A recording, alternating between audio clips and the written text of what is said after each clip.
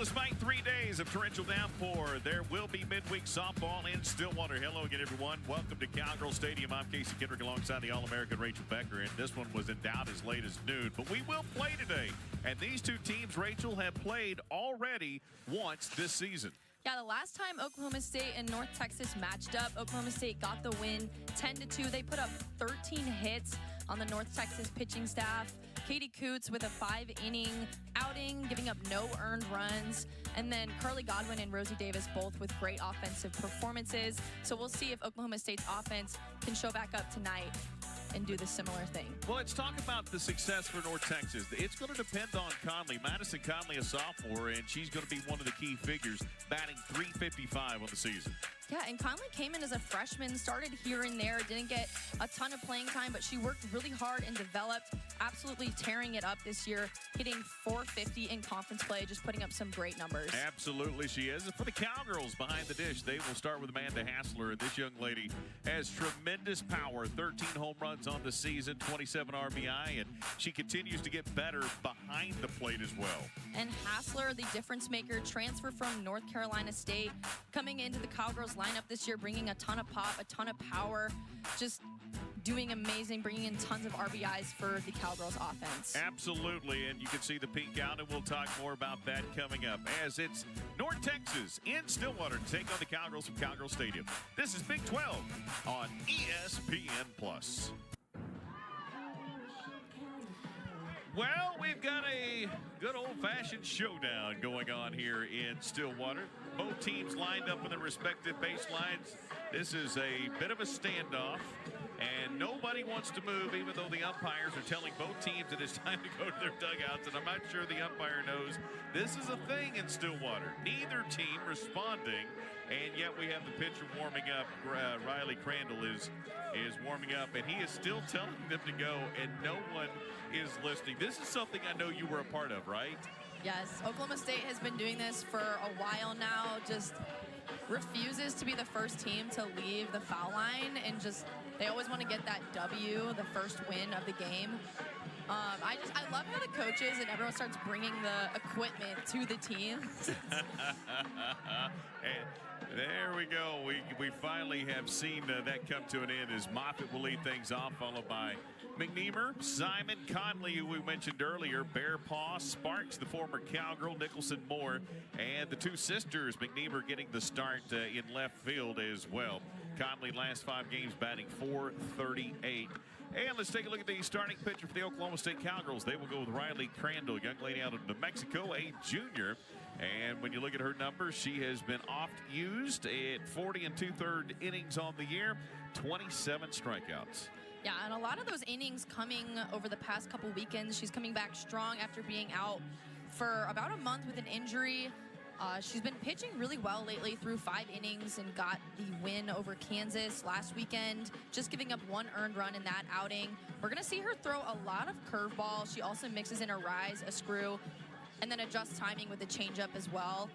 So the Cowgirls are really going to need Riley Crandall if they want to make a postseason run. So excited to see how she comes out tonight against North Texas. That's exactly right. I mean, obviously they've got Ruby Malin, who has been fantastic, but you need more than one, and she is the obvious second choice, and she is coming off of injury a few weeks ago, and she's just gotten stronger and stronger since her return to the circle.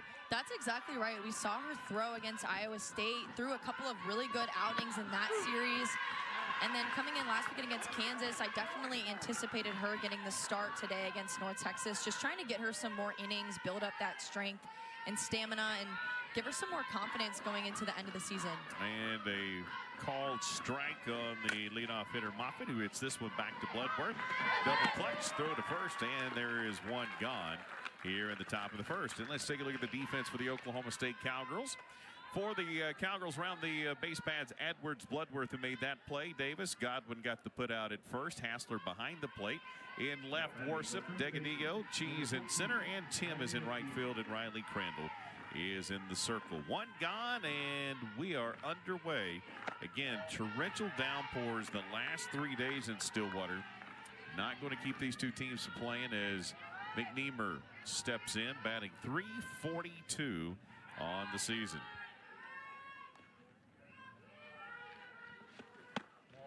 takes a couple of pitches for 2 balls, and it's a 2-0 count to her. Well, what a ball game. We're going to get into the importance of this game. We had a chance to talk to Coach DeLong. We, of course, obviously had a chance to talk to Kenny Gajewski as well. And, for Oklahoma State, they want to get on a little bit of a roll. There's still a chance that they could host. And for North Texas, this team is 44th or so in the RPI. They're in a good spot. They have a good chance for an at-large if they don't win the American. But they feel like tonight's ball game is very important. Yeah, this game is really important for North Texas, especially trying to boost that RPI just a little bit going into the back stretch of the season. They're going to Eastern Carolina for their last conference weekend, and Coach DeLong really expressing that if they can grab a few more wins, they're going to be in really great shape for a bid to regionals this year. No doubt about it, and there is a ball, and we go to 3-2. He said, if we can beat Oklahoma State, I don't know that we have to win out. We don't have to sweep East Carolina. I don't think we have to, necessarily even win one in the American Athletic Conference. But if we don't beat Oklahoma State, then we will, in fact, probably need to sweep East Carolina and maybe win one in conference tournament play. So a lot of emphasis for him. And for Oklahoma State, this is a team, they're coming off that series against Kansas. And even though they took 2 out of 3, I didn't get a sense that this team felt a lot of momentum coming out of Lawrence, Kansas. There's a walk and the first base runner of the day for the Mean Green. Yeah, I agree with you. I think the weekend in Kansas was not exactly what they were looking for from an offensive standpoint, which has been, I think, a point for them throughout the entire season. They didn't put up a ton of runs on that pitching staff, ended up dropping that game on Sunday. So I think for them coming into today, trying to gain a little bit of momentum back. Sierra Simon looked like she was going to try to drop the bunt and then decided to pull off the pitch. It was in there for a called strike. So 1 gone, 1 on. And an 0-1 count here to Simon. Now it's a 1-1 count with 1 out, with 1 on in the top of the first. If you like symmetry, you're going to like that.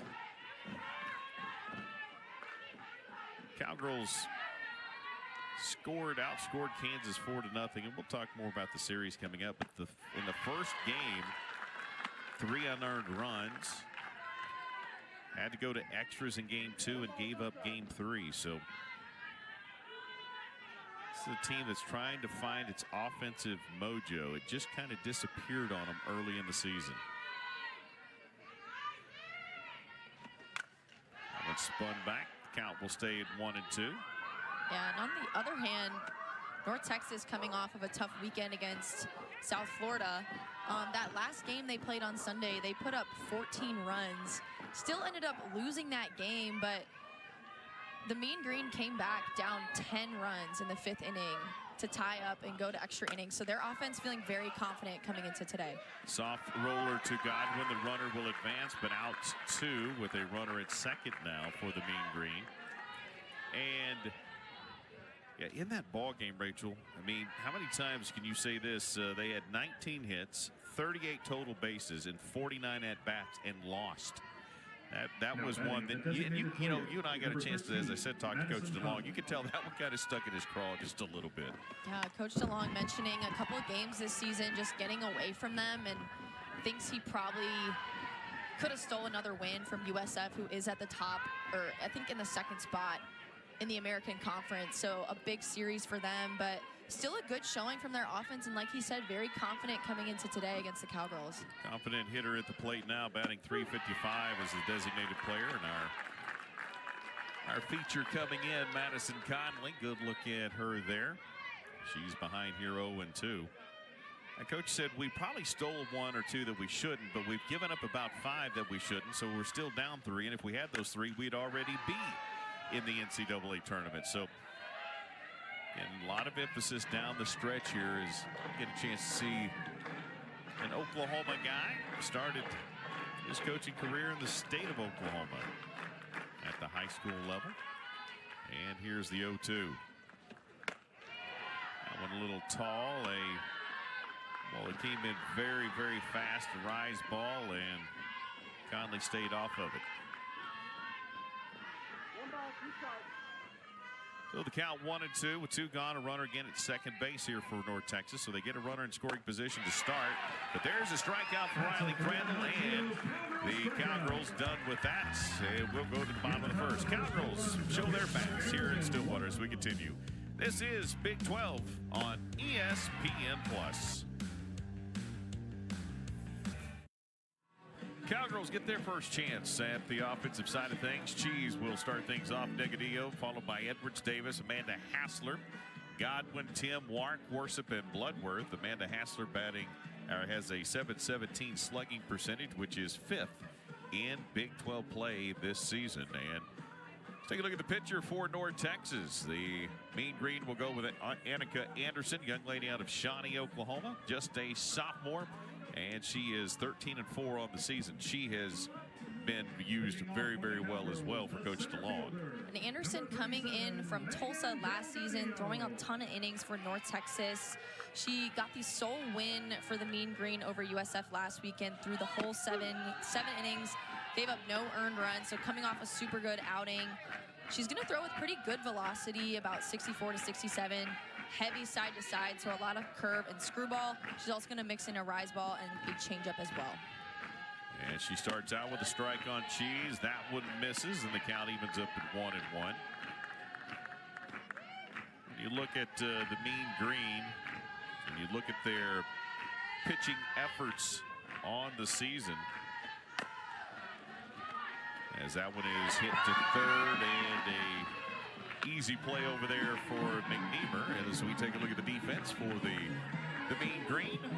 Round the bags, McNeemer, Sparks, the former Cowgirl, Simon, Moore, and Moffitt behind the plate. McNeemer is in left field, Nicholson in center, and Bearpaw in right field. And again, Anderson in the circle as the Cowgirls. 1 gone, and Talon Edwards, the third baseman, in there for Oklahoma State. But Anderson is definitely one of the top pitchers on this team. She has been used a lot. Only Savage has pitched more innings this season. So they have been a pretty good 1-2 punch all year long. As that one misses outside, 2-0. Yeah, and Anderson complements Savage very well. Skylar Savage throwing with very good velocity as well, but mostly drop ball down in the zone. But Anderson comes in. She throws a lot of screwball, a lot of curveball, and then also a rise ball, so giving a different eye level for opposing hitters. Well, and again, not surprisingly, they've gone with one of their 2 top pitches. This is not a chance to get more kids in the circle and this is not a throwaway game. There's a changeup that misses. This is a game that they desperately want to win, and so does that guy, Kenny Gajewski, for Oklahoma State. So not surprising that these 2 teams pitching their star pitchers, at least one of their top 2 pitchers, trying to earn the win here in the midweek. There's a strike count even now at 3-2.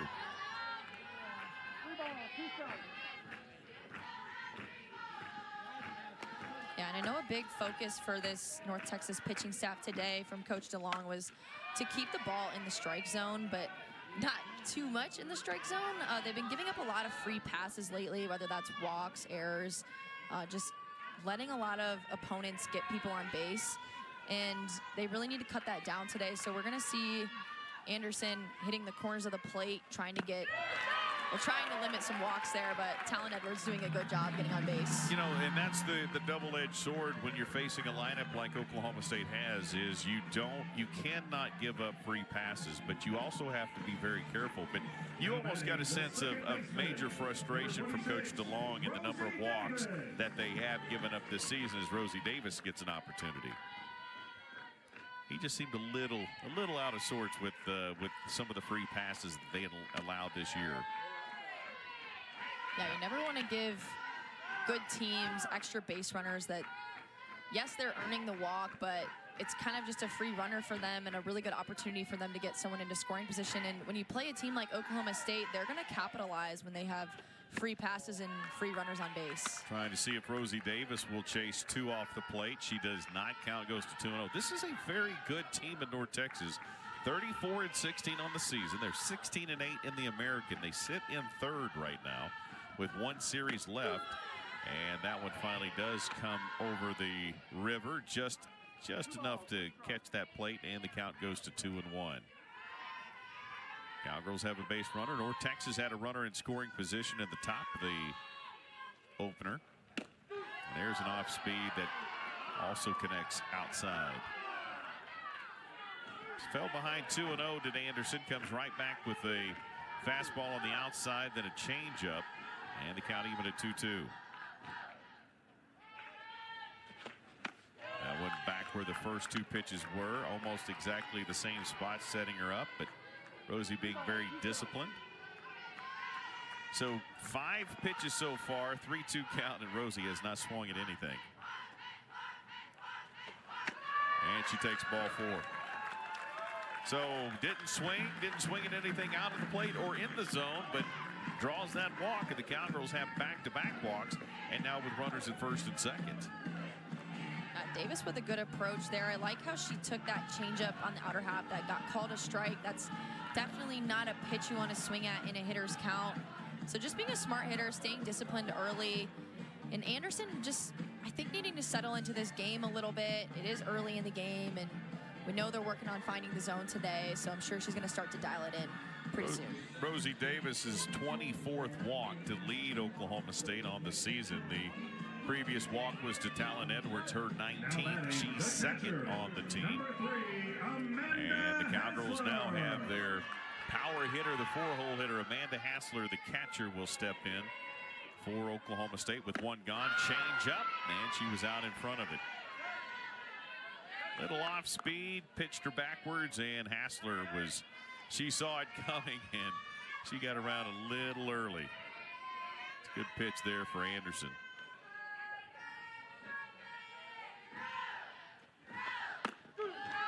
And that one, a challenge on the outside, and the count 0-2.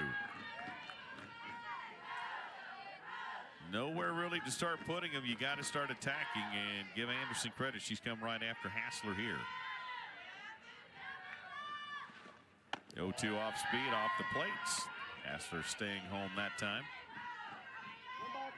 Anderson coming back after that little break with the catcher, just refocused a little bit. I love the first pitch changeup. As a hitter, that's always the worst when the pitcher throws you a first pitch changeup, gets it for a strike, especially if you're not sitting change. So good job by Anderson, competing early, getting some strikes, and getting ahead in this count against Hassler, one of Oklahoma State's best hitters. She can change the complexion of a game very, very easily. There's another off speed. And again, Hassler this time off the plate chases that one. There's a strikeout, the first strikeout of the ball game for Anderson, and that's a fantastic pitch there. Yeah, Anderson using her off speed on the low outer corner. That's a great pitcher's pitch for her in that count. She got Hassler early in the count with the changeup, and then comes back and gets it again for the punch out pitch. So 2 gone with 2 on for that young lady, sophomore Carly Godwin, batting .321, 25 RBI, an opportunity here with a runner in scoring position, but behind 0-1. And tell you right now, Anderson is living on that outside of the plate. Either a ball, 2 balls off, or right on it. Really making the Cowgirl batters guess a little bit. There it is again, and this time it ran off the plate. So she set them up very well so far with that outside pitch. Yeah, Anderson likes to use her curveball to righties. She throws it about 40% of the time. So you know, as a righty coming up, you're going to be looking on the outer half, want to wait back and try to hit something into right field. And they appeal it at third. I think Moffitt thought she did go, and it's going to be back-to-back strikeouts. The umpire says no. And the count will go 2-2. Behind the plate is Michael Parker, first base Perry Owens, and Garrett Knowles, the third base umpire here today. And the 2-2. That one is hit softly. Second baseman back. Simon's there, calls everybody off. And both teams strand a runner in scoring position in the first. We go to the top of the second. It is scoreless. This is 11 attempts against the Mean Green. This is an exciting midweek matchup that we seem to find every year on the schedule. It's always exciting. North Texas, obviously it's very hard to win in Stillwater, but they love coming up here and being able to compete in the tough environment, and they really do rise to the occasion and steal some wins every now and again from the Cowgirls. They do. Again, it's been a good run for these two teams, and it's a great rivalry. It's a day trip up, a chance to play, get back on the bus, and come back that night. It's inexpensive, and it's what a regional matchup is supposed to be, and that's what this has been.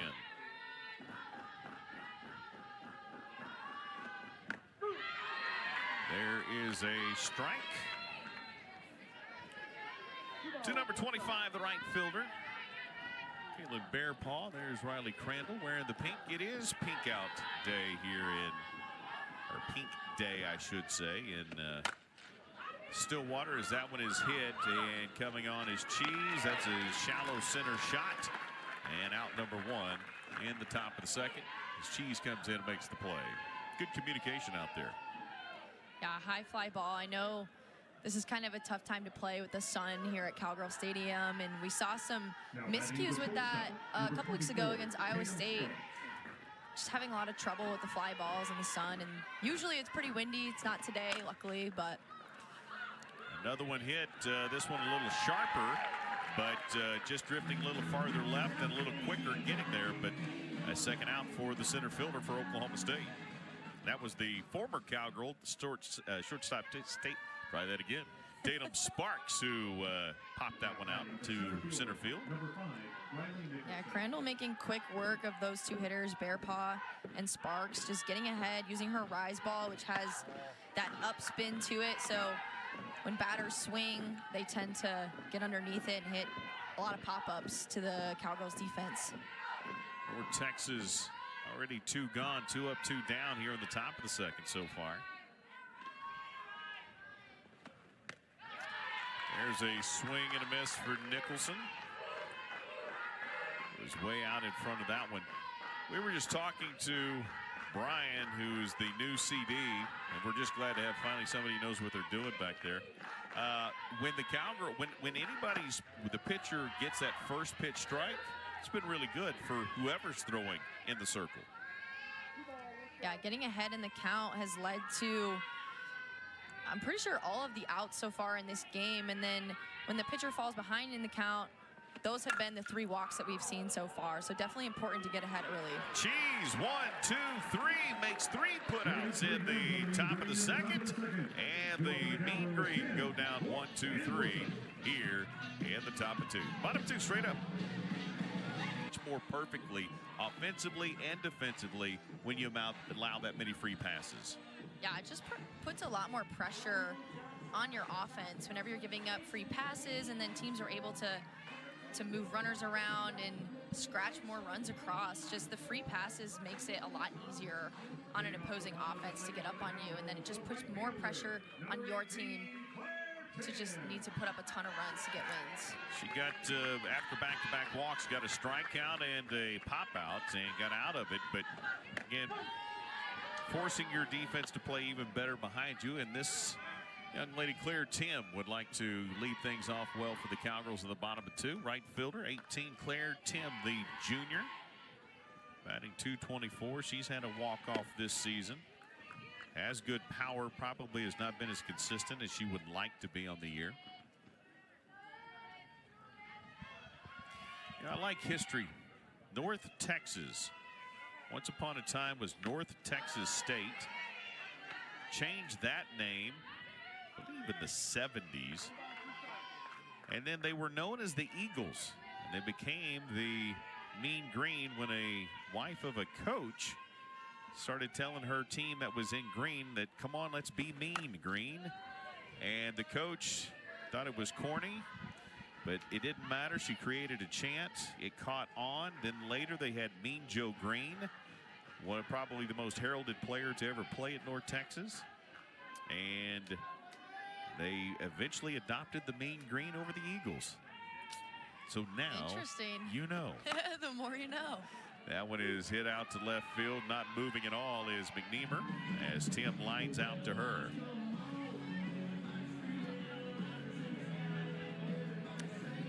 lot of change over the years down in Denton, but it's a fun program to follow. They're very good in a lot of sports, and they can be cyclical in all their sports, but they will rise up and have good years. 1 year in women's basketball, men's basketball, football can be pretty good, as that one is just foul for the designated player, Michaela Wark. Football has been up and down over the years, but every now and then you look down there and you go, man, look what the Mean Green are doing. Outside that Dallas Metroplex, they've got a great recruiting base that they can pull to. They do get a lot of Oklahoma kids. Maybe that's Coach DeLong's connection, as he did coach in Oklahoma for several years. There's one to the shortstop, Wark to Sparks. Sparks the put out over to Moore, and 2 gone. So just like the Mean Green, 2 in a row so far for Oklahoma State down in the second. Anderson, after giving up those 2 walks in the first inning, has been lights out ever since. Just, I like the way she's attacking the zone in these at-bats ever since those 2 walks. I think she was just needing to settle in a little bit and find the strike zone, and she's done that. Tia Warsop, the left fielder, in there for Oklahoma State out of Northampton, England, batting .370. By the way, the Mean Green was actually the initial label given to their defensive unit that kind of came along with that chant, and it just eventually became a description of the entire team. So again, they dropped the state part, went to North Texas, and from the Eagles to the Mean Green. Warsop hits that one to left. McNeamer will have to drift back just a little bit, but we're done. 6 batters retired in a row between these two. It's 0-0 in Stillwater. But Oklahoma State definitely looking to go into Kansas and get a sweep last weekend. Their offense just not really firing on all cylinders, only putting up 4 runs in those first 2 games and 3 runs in the last game, and that just puts a lot of pressure on the pitching staff. And Ruby Malin and Riley Crandall doing a good job with the opposing offenses, but sometimes they need their offense to just put up a couple extra runs for them, and I think that inconsistency is what we've seen a lot of the season for the Cowgirls. Yeah, they've looked for, at times they maybe have struggled offensively or pitching or hitting. Hitting has been a long time struggle now. Pitching has really started to come around, but the offensive support has not been there. And what you talked about, that's not the problem for North Texas. Their offensive power has been there. Here's a young lady out of Del City in Asha Moore, but it's not as if they don't have the offensive firepower. Their problem is they've just given up too many runs with the extra bases. Not necessarily all the hits they've allowed, it's just all the extra bases that come in, as Tim will come in and call Rosie Davis off for the first out of the inning. Yeah, that's exactly right. I was really impressed with the North Texas offensive lineup. A lot of players on their team hitting well over 300. They have a lot of players with over 5 home runs, just very well-rounded. Got some players with a lot of stolen bases, so very dynamic offense, and they've been doing a good job putting up runs, but like you said, their downfall has been the free passes and just giving up a little bit too many to the opposing teams. Second McNeamer we have seen tonight at the plate. This is the younger McNeamer, the freshman, starting out there in left field. You know, we talked about it earlier, but I mean, they scored 14 runs in Game 3 of that South Florida series and still lost. So that's the kind of season at times that they've had. Just a great offense, but we've got to get off the field at times. As here's the 0-2, and that hit the knob of the bat, so that is not a hit by pitch. McNeamer will stay in there with a smile on her face, and the count will stay 0-2. And Oklahoma State with, I think, a slight advantage here throwing Crandall, because North Texas didn't get to see Riley Crandall in that first matchup. It was just Katie Coots and Ruby Malin who threw that game. So that was during that time period that Crandall was out for injury. But today, so far, doing a great job using her rise ball. She's got 4 pop-outs in a row now. So fooling these North Texas hitters so far, and we know they have such a powerful offense. Back-to-back balls off the knob of the bat for McNeamer. And this time Crandall goes away from her to see if she will follow that through. The count will stay 1-2. Good contingent of Mean Green here in the Mean Green section. There's a very late pitch right there, swing I should say, as Bieber strikes out, and she becomes the second strikeout victim of the day for Riley Crandall. Yeah, Crandall going back to her rise ball on the outer half. She got a strikeout on Madison Conley with the exact same pitch. So going back to that, bringing that ball up at the eyes of the batter looks so good coming into the plate. But they're just going to swing right underneath it because she has so much rotation on that rise ball. Trying to drop ball there and way out front, as you see Elizabeth Moffitt, the catcher, 0 for 1, had the ground out. So batting .353 on the season.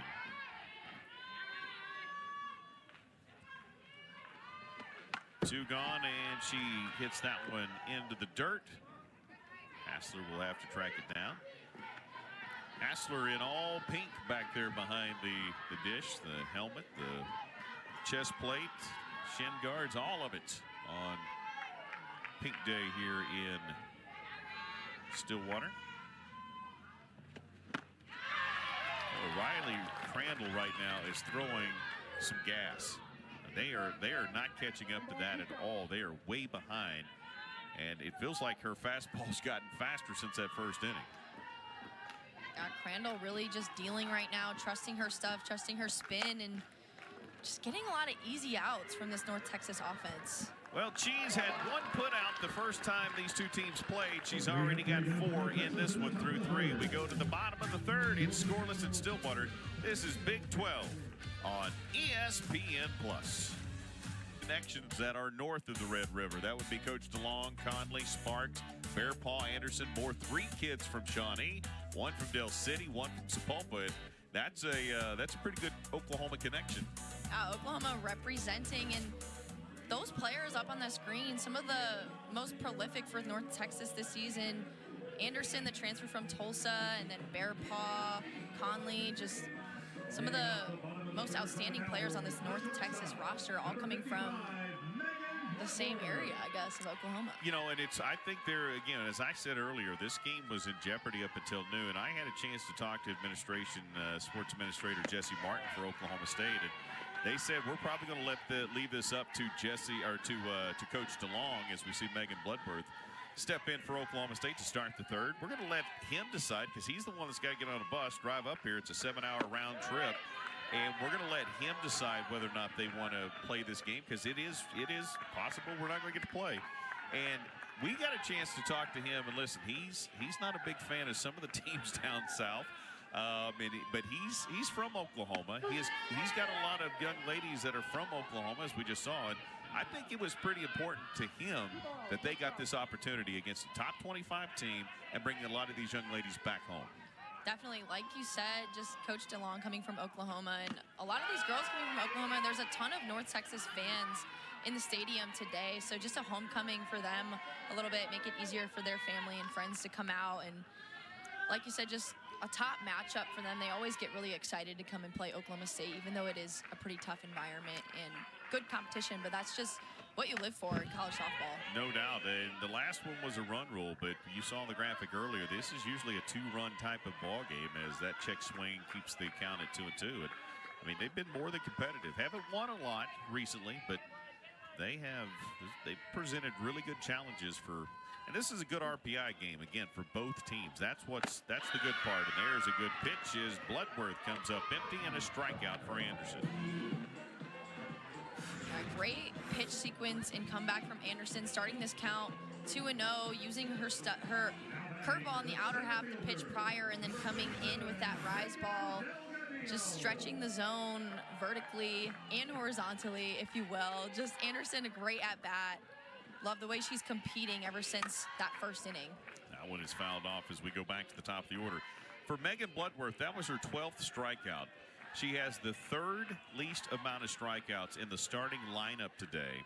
And so that's a good one. I mean, that's the 9-hole hitter. She has been phenomenal. So that's a big out for Anderson, not to turn this thing back over to Delgadillo, Cheese, and the top of the order and make something happen here in the bottom of the third. There's Cheese laying one down, showing that speed, and That's what she did on the West Coast, and she's done well this year as well for Oklahoma State. For Cheese on the season, that is her 34th attempt and her 27th successful stolen base.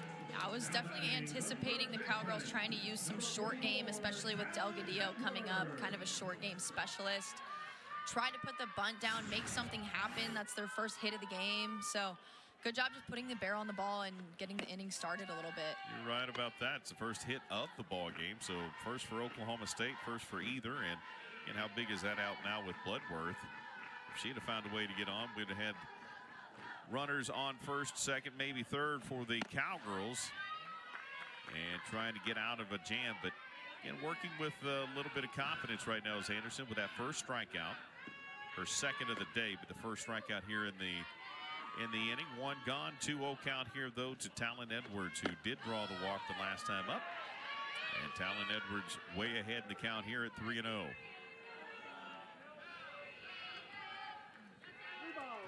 You talked about that righty-righty matchup. Bit of a struggle here, though, with Talon Edwards. That righty-lefty matchup, and it's 3-1 count. Yeah, Anderson likes to work primarily away to lefties, using her screwball 47% of the time. So as a lefty coming up to the plate, you're definitely going to want to try to sit back, hit something opposite field. Simon turned her hips, was going to try to turn two, realized she had no play with the speed of Cheese to second, and did have the play at first, so the Cowgirls move a runner into scoring position, but now two gone here as Talon Edwards grounds out to Simon. Now batting the second baseman, number 26. That brings up Rosie Davis. So the Cowgirls have one hit, but they've had two runners in scoring position in the first and now in the third. Let's see if Davis can make something happen, as that one is off the plate there. You talked about that curve, running it off the outer half.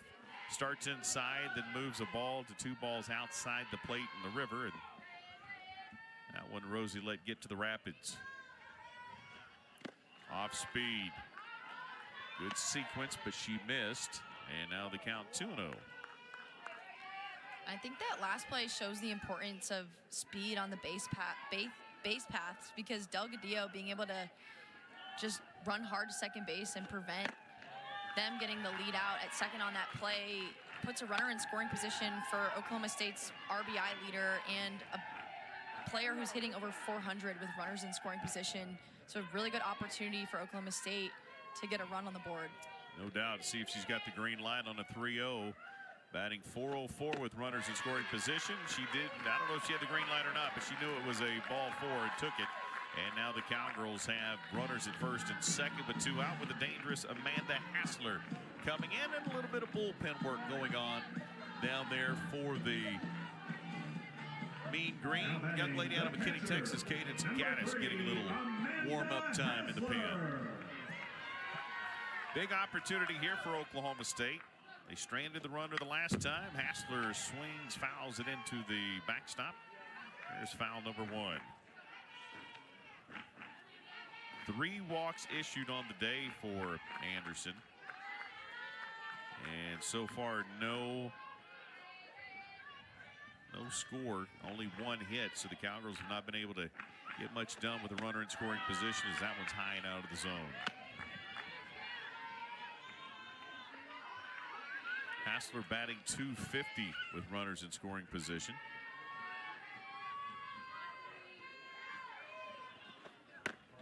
Yeah, you know, Oklahoma State in this situation, I think throughout the whole season, they've just really been looking for a key hit and haven't been able to get it most of the time. So a really good chance for Hassler to be the one to step up and get a clutch hit, get a run on the board early in this game, and change the momentum a little bit. Well, that one was a good pitch. That had Hassler guessing a couple of times and swinging very late and not coming close as the count moves to 2-2. Hassler keeps biting at that changeup from Anderson. If I was her, I would just keep throwing it. Absolutely, and that one off the end of the bat. Right back to Anderson. The flip to first in time. And so the Cowgirls strand 2 more in the bottom of the third. 1 hit on the board, but no runs for either teams. It's scoreless here in Stillwater. Back to this state and play in Oklahoma State and possibly Oklahoma when he has that opportunity. Definitely. It's really impressive to look at his resume through his time at North Texas. I feel like he really just put North Texas on the map a few years ago, getting that big win over OU. That was huge. That was the first time I realized how good of a program DeLong was building at North Texas, and they have just keep going ever since. It's been super fun to watch. Riley McNeamer walked tonight. You know, he started his career at Cache, Oklahoma, as a head coach. He went to Lawton Mac in 2011, and he's from Lawton. Actually won a state championship, I think, in 2013 here in Oklahoma. Played at Cameron, coached at Cameron. That's his alma mater. Finished his degree up at East Central in Ada. And he and his wife, Megan, and son, Riker, and daughter, Kaya. And again, was at Georgia Tech, Austin Peay, and as you said, at North Texas. If I'm not mistaken, all right, now, again, all good statistics are made up on the spot, and only 25% of them are accurate.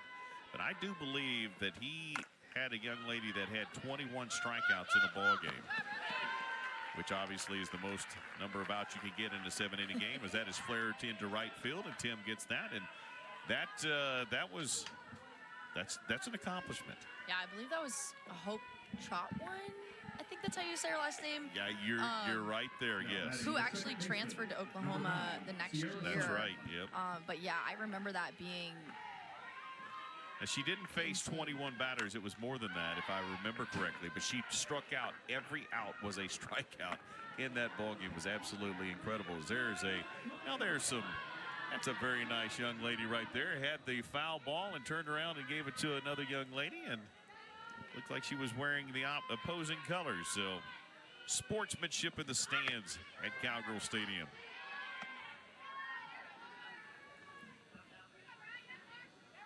One and one to count here to McNeamer, as Riley Crandall she has pitched really well. Cowgirls have retired 8 straight since that walk to McNeamer in the first, and that one is hit to Cheese. One put out in the first game. She's got 5 of them here in game number 2.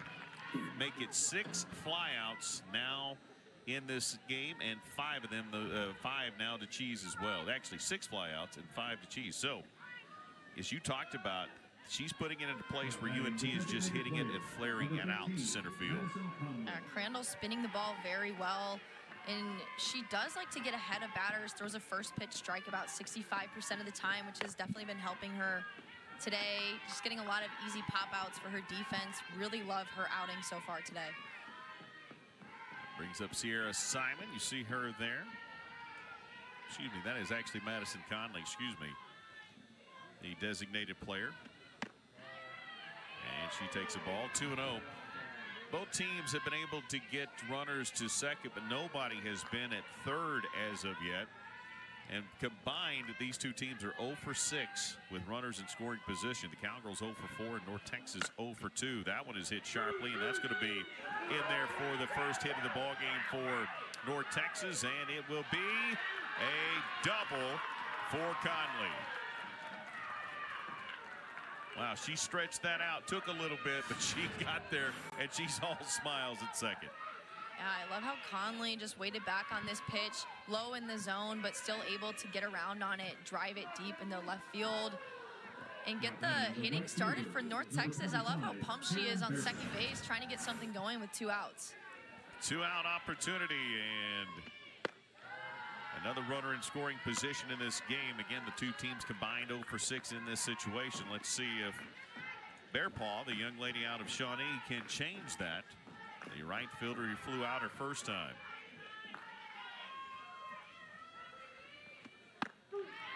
There's a strike. You know, I love looking over there at that scoreboard too. When you see the scoreboard here, it's easy to see now. It's a little, no, you can see it right there on that shot. Look at all the dimples all over that scoreboard. That thing, so you got the home run tree to the left, and that thing is just taking a beating over here in right field. Cowgirls have hit that a whole lot. Now, I'm sure some opponents have as well, but that thing is beat all up as another souvenir makes its way into the stands.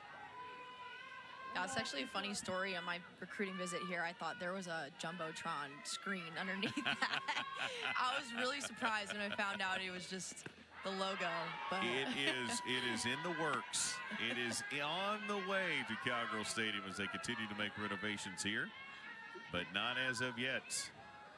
Reminds me of a great story. Our Oklahoma State's men's tennis coach, 40-year coach, said we're just an hour away from the beach. But he didn't say it was an hour plane ride from the beach.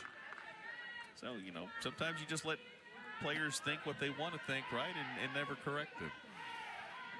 Bear Paw, 2-2 here with a runner in second, has a chance to get her team on the board. Both teams with one hit in the ball game. Here's the 2-2.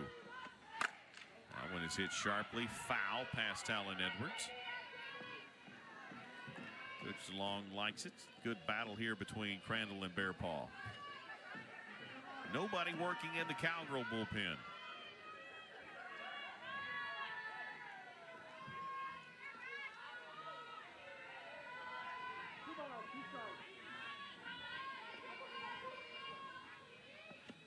Two foul back. Great recall on the trot line. That was very good. It was, and that was right? Hope trot line. I think that's exactly right. I was never going to come up with the name, but just an incredible feat. We'll do the 2-2 again. That one is hit. Rosie Davis over, bobbles it. Still able to get there and get the put out. As it comes up her arm, off the chest, back in the dirt. But no problem. The quick Davis able to field it, get it over there. And we're going to the bottom of the fourth in Stillwater. Making everybody feel comfortable at Cowgirl Stadium. You know, it's not just about coaching. It's also about X's and O's and reaching out and making people feel comfortable. And Kenny Gajewski does a good job of that. As again, Anderson stays in the circle and gets Carly Godwin way out in front of that one. So you've seen her pitch you backwards a few times as that one's in the dirt. You talked about sitting change. If you're a hitter right now for Oklahoma State, or what's going to be your approach for the first few pitches as you step in there? Yeah, I think it kind of depends on the strengths of the hitter themselves. If you're comfortable sitting changeup, it might be a good time to do it. Anderson has been going to that pitch, I think, at least once in at bat. But a lot of the time, she's putting that pitch pretty low and it's dipping down to the ankles, and the Oklahoma State hitters are just swinging right over it. It's not even in the strike zone. So I think the approach for Oklahoma State is to make her bring her stuff in the zone and not fall for the changeup that's been low. It's interesting. You have said throughout the course of the season the Cowgirls have got to stop swinging at balls and taking strikes. And Kenny Gajewski told me this week, I think in the game 3 against Kansas, as Carly Godwin draws the walk, has not hurt North Texas as of yet, but you wonder how long that's going to last as the Cowgirls probably get a pinch runner here. But he said we swung at 14 to 18 pitches in game 3 against Kansas that were never in the zone. It wasn't as if they were in the zone and broke. They were outside the zone. They stayed outside the zone, and we swung at them repeatedly. And you know, that's been your observance is this team is just not, the pitches they've chosen to swing at are often not good pitches, and the ones they take are strikes, and that's just a tough combination for a batter. Exactly, and I think two of the most important things about hitting are pitch selection and timing, and everyone's always like, oh, is my swing good? How's my swing on that? But it's like, if you're not swinging at good pitches and you're not on time, you're not going to hit anything. And the Cowgirls struggling with the pitch selection this year a lot. And Tim lays down the bunt, and she is safe with the bunt single, and the Cowgirls have runners at first and second. Vandewater, who came in for the Cowgirls to pinch run, is able to get over to second safely, and that's a great job by Claire Tim. Yeah, I think this was a sacrifice bunt, but Tim just putting it in the right spot, able to leg it out down to first base, and Cowgirls now with 2 runners on, nobody out. Good opportunity for them to score in the bottom of the 4th. I think we're going to look at this one, but I didn't think, it almost looked like Claire Tim thought she was going to be out, but that right foot looked like he got in there before the throw And so we'll go to the monitor and the replay, the officials will. If you're Coach DeLong, why not, right? I mean, this is the difference of having one out and one on versus two on and no out. And so this is a big call right here. But Claire Timms all smiles as well. Yeah, it's always nice when you go to put a sack bunt down and end up with a single. But to me, it kind of looked like the North Texas defense was a little bit caught off guard by that bunt. They didn't charge very well to go field it, and Anderson didn't really get off the mound or get out of the circle very well to go field that bunt, which is surprising to me. I think that's just a classic bunt situation, especially in a game with only 2 hits total at that point, no runs, nobody out. Obviously, they're doing a sack bunt. And that's exactly right. And again, here's a look at the field of safe is upheld. Yeah, it was very evident, even just watching it live. It looked very evident that it was safe, and it was. All right, by the way, I haven't seen under the hat of Coach DeLong, but is that a mohawk? I'm not sure Coach is not sporting a mohawk over there. We need more details and pictures of this. So the Cowgirls do have runners at first and second. Nobody out, and there is again that off speed. And give Anderson credit. She has thrown it so well. The Cowgirls have been fooled on it almost every single time. And she's been throwing it for a first pitch a lot. And Cowgirls swinging through it, not really sure why they're going after that first pitch change. And you're right, Anderson doing a good job mixing up her pitch sequence and not really tipping the changeup at all, which does make it difficult to not swing at because it looks good coming in. But the Cowgirls definitely need a little more discipline on that pitch. 1-1 here. Now to the designated player, Michaela Wark. You know, talk to me about Tim and the probability of her laying down a sacrifice. Is that, I mean, I guess that's just so out of her characteristic that they didn't anticipate that? I mean, maybe I would have. If I was playing defense with Claire Tim up to bat, I would have been very shallow, expecting a bunt in that situation with a runner on first base, nobody out. Both teams are going to be scrapping for runs in this game. It seems like it's been a pitcher's duel the entire time.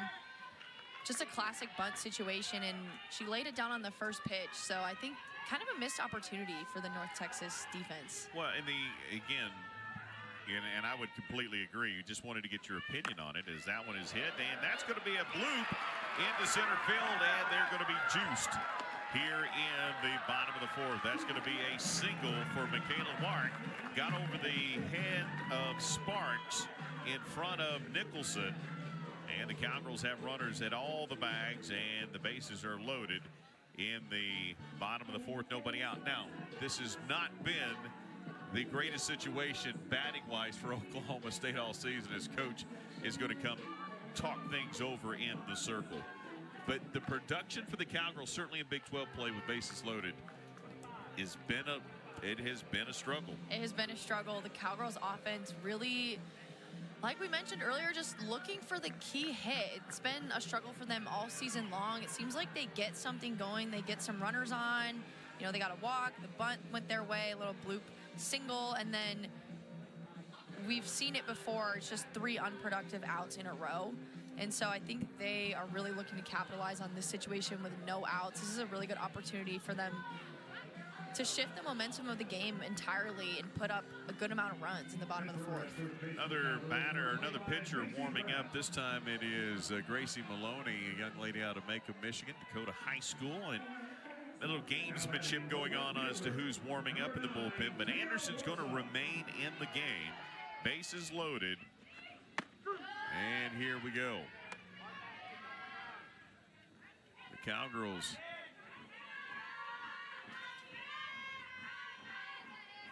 Tia Warsop, the speedy Tia Warsop here at the plate. Popped out her first time up. You know, the thing, the reason I get up going back to the Claire Tim question, you know, the thing with that is there's nobody on this team that will not be asked to bunt. Amanda Hassler could bunt, as that one's going to drift foul. I mean, there is no one on this team that is not going to be asked to do that at some capacity. So just a little surprised that they might have been caught off guard in that way. Macy Graff, by the way, is now running at first for the Cowgirls. So a couple of pinch runners on the backs for Oklahoma State with a 1-2 count to Worship. Spins that one foul down the left side again. Big moment, pivotal point in the ball game for both of these two teams. Corners are squeezed in a little bit on Worship. She shows bunt, pulls it back, and here we go with the 1-2. Again, fouls it off the left side. Good AB here, and Kenny Gajewski just tells her, hey, just relax a little bit. Don't press right here. Puts both the palms down and says, hey, here we go. That's a classic move from Coach G over at third base. I remember getting that several times. Just don't try to do too much. Stay in the zone. Make sure you're swinging at strikes, but definitely competing in this situation. Good job of Vandewater getting back. Stays with her back to the home plate and fills the tag that came in way late. And the count goes to 2-2 to Worship. As she hits that one, gets it past the shortstop. That's an RBI single. And the Cowgirls draw blood first here in the bottom of the fourth with a 1-0 lead. Still bases loaded, and the no outs here for Oklahoma State as we take another look at this one. I love this at bat from Tia Worship. She kept getting screwballs on the outer half and then was fouling them off, competing very well with 2 strikes, and then just pokes that one up the middle, not trying to do too much. And love that at bat, able to bring in another run and pass the bat to Megan Bloodworth. That Sparks got to her left, but it got underneath her glove, and so that was their screwball. Tell me what that's going to do for the left-handed batter. What's that going to do? It's basically it's gonna move away from a lefty into the right-hand batter's box. So just gonna keep spinning outside to that outer half of the plate. So for a lefty, really trying to let the ball get deep and punch it opposite way was always my approach. And Worship, she goes opposite way here for strike one, as that's just in front of the grandstands. And the count evens at 1-1. So the Cowgirls got a hit with bases loaded. That is noteworthy. Bloodworth on the season does have some home runs. She's got 8. She fouls that one back, count 1-2. She is tied for second on the team in the starting lineup anyway, as Hassler has 13, Rosie Davis has 8, Megan Bloodworth has 8, and has not seen a grand slam this year, as Oklahoma State would love to make that 9th one a 4 RBI home run. And instead rips it back up the middle, and that is going to be a double play, but it will score a run, and there'll be 2 gone with a runner at third and the rest of the bags cleared. So not what she really wanted, but she did do a job. Megan Bloodworth hitting this ball hard up the middle, but Anderson doing a great job getting down, getting a hand on that, and Sparks with a great play, able to scoop it up and pivot really quickly, and then Moore with the scoop at first base. That was an outstanding play by the North Texas defense. A great way for them to get some outs and limit the damage for sure. Yeah, Sparks got the put out at second as she stepped on the bag, and then she spiked it pretty much into the ground, and a great pick by Moore to get the double play. So 2 gone. Nobody at first and second. Tim scores, and the Cowgirls still have a runner at third as we go back to the top of the order, and that is Macy Graff standing there at third, and Cheese has got an opportunity. The leadoff hitter with 2 gone, and she's ahead here 2-0. That one runs just outside and hits the plate on its way by. It's a good pitch right there, and the count now 2-1. 83 pitches already on the day for North Texas Anderson. Misses there, 3-1. I don't know about you, but I feel like Oklahoma State has been way more disciplined, not with the changeup, but with everything else. Seems like Oklahoma State's been a little more disciplined at the plate. I agree. I think they're seeing the ball well on the sides of the plate, not swinging anything really in the river. And just like you said, the changeup, maybe getting a couple of swings and misses on that early. But their at-bats have definitely looked better over the past 2 innings. They've been able to get some runners on and move some runners around and making some things happen, just poking the ball through the infield. Haven't really had a big power swing yet, but they're getting it done so far. Cheese draws the 5th walk of the night for Oklahoma State, and she will still second. And that is her 2nd stolen base of the ball game. Graff stays at 3rd, so now the Cowgirls have runners at 2nd and 3rd. Back in scoring position for Talon Edwards. She's ahead in the count 1-0. Walk and a ground out so far today. And takes another ball, count 2-0. Cheese now in the season has 28 stolen bases on 35 attempts.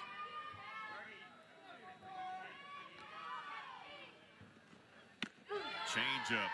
Well, I tell you what, that has been a devastating pitch for the Cowgirl batters today as Anderson gets that one in there for a strike. You know, a lot of times pitchers can throw a changeup, but it's not going to be in there for a strike. Hers have been a lot of called strikes with that pitch. So 2-1. Now 3-1. Try to disguise it and let that one go a little low. Came right back with it, went a little lower, and great discipline by Edwards. Yeah, Edwards, you can tell, not looking to swing at that off-speed pitch. Both of those 2 pitches, she just let go, no problem, not even looking for it. But so you definitely don't expect her to swing 3-1 if she comes with the changeup again. And the bases are loaded again for the 2nd time in this inning. After a double play, back-to-back walks have loaded them again. This time 2 out. And the opportunity presents itself for the Cowgirl second baseman as we get another timeout in the circle, and probably a really good time for Moffitt to come out and talk to Anderson. Yeah, really good time to break up the momentum of the Cowgirls offense, especially with Rosie Davis coming up, who hits .411 with runners in scoring position. Definitely the player that Oklahoma State wants up to bat with the bases loaded. Kaylee Smith is now up throwing for North Texas. You think they're trying to keep the Cowgirls off balance as to who's going to be the first relief pitcher, as the Cowgirls also have some relief bullpen work going on. I think that was Kyra Aycock. And there's one that bounces into Rosie Davis for ball 1. So the Cowgirls got a hit in a bases loaded situation in this inning just a moment ago, trying to do the same thing right here. That one is hit. It's going to drift foul, but it's going to stay fair, and it is going to be caught. Nice play by Simon as she was able to get there, and the Cowgirls will stand strand 3. But the Cowgirls do take the lead here, 2-0 as we go to the top of the 5th. That the Cowgirls are still going to find themselves at number 19, could move up. Number 17 be that host, and there's just nothing out of the equation. But that's why this game is so important. You know, according to some bracketology, North Texas is the first team out. So they need to stack a few wins up here in the last 4 or 5 opportunities. There's a bunt, and the Cowgirls do not get there in time. Rosie Davis came over way late. She was calling for the ball, but her break to first was way late, and a great job right there for North Texas getting it done with Sparks and the little drag bunt. Sparks with the response right away, surprising the Oklahoma State defense, dropping a bunt down. They were nowhere near in the right position to make an out on that play. So credit to Sparks just taking advantage of the defensive alignment. Godwin had to come in, and they try to go back-to-back bunts with Riley Nicholson, the center fielder. And Godwin was charging. Rosie Davis again broke late. She was putting her hands up. It would have been a great throw to get that out. And you would have had to lead her because she was nowhere near the bag at the time when the throw would have come. As the shadows start to befall here, that one is popped up, and Talon Edwards calls everybody out. Off, and then Nicholson pops out to 3rd. Well, that was a great bunt by Sparks. Nicholson's, that one not executed nearly as well. So 1 gone. Yeah, kind of going back to that RPI situation. This is that time of year where everyone starts focusing on where they may or may not end up in the regional seedings. And North Texas played a very good schedule this season, a ton of ranked teams. They beat Texas Tech, who's number 13 at the time, and then they beat Florida Atlantic a couple of times when they were ranked number 25. So they've done a great job building their resume throughout this season, and I think a couple of wins here at the very end would just really help them cement a spot for the selection committee. 3 wins over top 25 teams, including Texas Tech. That was they beat them 6-5. And so they've, again, telling me that's not a mullet? Tell me that's not a mullet. I want him to just adjust the hat one time so we will know officially what that is. You saw Ruby Malin is now warming up for Oklahoma State in the bullpen. You know, as this starts to come down to postseason, it would seem for Oklahoma State, that one is spun back. Ruby's going to start. If they need relief, it's probably going to be Riley. Riley's going to start. Ruby's probably going to come in and relief, depending on certain situations. And then game 3 going to go right back to Ruby. Now, that's not to say that Katie Coots and Kyra Aycock still will not factor in somewhere. But after that Kansas series, that seems to be the formula right now for Oklahoma State. They may try this late charge with those 2 young ladies primarily in the circle. Definitely, and Malin is that pitcher that Oklahoma State goes to in situations like this, up by a couple of runs, only need 7 or 8 more outs to close out the game. They know that's a situation that she can go into and dominate and most likely seal out the win. But Crandall doing a great job in this game, holding down North Texas. We know their offense is doing well as of late, so I think she's doing a great job and definitely capable of finishing this game. Another runner in scoring position here. That pitch is a little foul to Asha Moore. That lady out of Del City, Carl Albert High School down in the Oklahoma City area. So a bit of a homecoming for her as well, and would like to cut this deficit in half, if not do more than that. The first baseman who made a nice pick on that play earlier, and that one in the dirt. Hassler able to slide over and keep the runner over there. Sparks at second.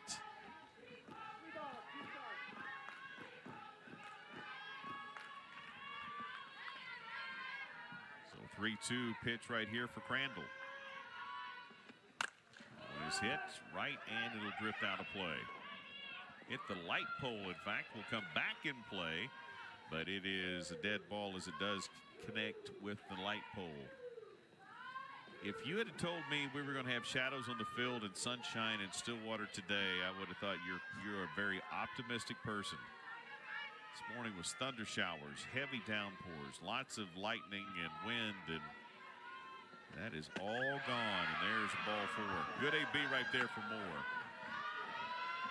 Really good at bat from Moore, just competing, fouling off close pitches. That one I was a little nervous. I was a little nervous she was going to get rung up on that one. Great pitch from Crandall, but just her off speed dipped a little low in the zone, and a good take, and just a great at bat overall. So runners at first and second, and now Carrie Everly is going to come to the circle, and she looked to me like she was signaling to the bullpen for someone to come her direction. We'll wait and see if that is in fact going to be the case, but it's a great job by Asha Moore to get to first, and 1 out, and an opportunity now for North Texas to get right back into this ball game. And they are, again, a lot of conversation. Looks like Ruby Malin will come through that tunnel. Great job of Riley Crandall. Again, just a good outing. They've stretched her, continues. She pitched 70 pitches, and back to what I was saying before, this seems to be the formula. Riley starts, Ruby will relieve. Ruby starts, Riley will relieve. And this game is important. This is not an opportunity to give someone an opportunity. This is a game you have got to make sure you win, and that's exactly where they are at. We will talk about the new pitcher, but we got to take a break. Ruby in the circle after a timeout. Well, Ruby Malin will come on for Oklahoma State, young lady out of Omaha, Nebraska, and she's 172 at 2/3 innings pitched. Some starting, some relieving. She does a little bit of everything. Yeah, a lot of innings for Ruby Malin. The next closest on the pitching staff for Oklahoma State is Katie Coots with only 60 innings. North Texas did see her in their last matchup. She threw a couple of innings, didn't give up any hits or runs, got 3 strikeouts. So pitched well against them last time, and looking to do the same today. Only a couple innings left, and just going to try to close this one out for the Cowgirls. They are indeed, and right there, Blaze McNeamer, the left fielder, she tried to lay down a bunt. So they tried to go bunt, bunt, bunt. They did get the first one down. Tatum Sparks was able to do that. The second one was a pop out. The third batter was a walk. And now back-to-back bunts here by the left fielder. Trying to get runners in scoring position, have an opportunity to tie this up with a swing. Ruby Malin in there for the Cowgirls, again in relief. Another bunt attempt now with 2 strikes will change some things up. Talk about the difference from Riley to Ruby and how hard that is as a pitcher to go from one, or a batter to go from one of those pitchers to the other. As there's a strikeout, she's got it first in the ballgame. Obviously, it's hard. Ruby Malin coming in right away, getting a strikeout like she does so often. Just attacking the 9-hitter, McNeamer, going right down the middle with that pitch and making quick work of the 9-hitter. Great job by her coming in and immediately getting that out. But Crandall does throw majority curve and rise, and Malin throws majority drop. She does have a good rise ball as well and mixes up her pitches all around the zone. So both of them come at you with a lot of velocity and do also mix in an off speed, but just a little bit of a different, I would say, distribution of their pitches. Ruby Malin mostly drop, and change up are her strongest, and then Crandall throws a lot of rise and curve. McNeamer was in that pressure situation as a freshman, struck out, but coming back in the top of the order is Moffitt, and Moffitt gets the payoff swing, and the North Texas Mean Green are on the board with that RBI single. 2 gone and still 2 on.